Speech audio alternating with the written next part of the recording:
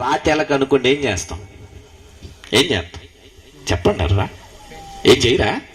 Very good. ఎలక రాతిదైతే ఏం చేస్తాం? పూజిస్తాం కదండి.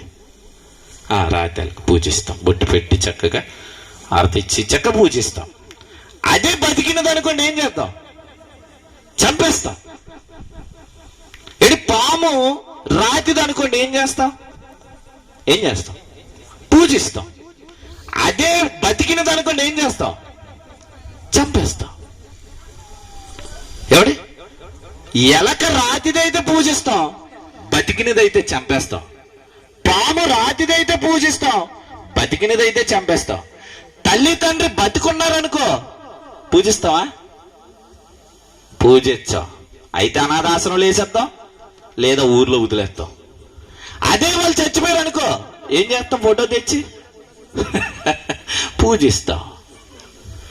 మనిషి ఎలా ఉన్నాడు చెప్పండి? ఇప్పుడు బతికున్నప్పుడు భుజం ఇవ్వడానికి ఎవడు ఆశపట్టండి, కానీ అదే చచ్చిపోయినప్పుడు ఏంటి నేను మోస్తానండి, వచ్చేస్తారు జనాలు.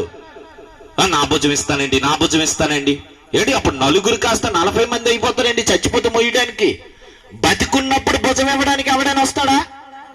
ఒక్కడు రాడు. కానీ దేవుడు ఏమంటున్నాడు తెలుసా?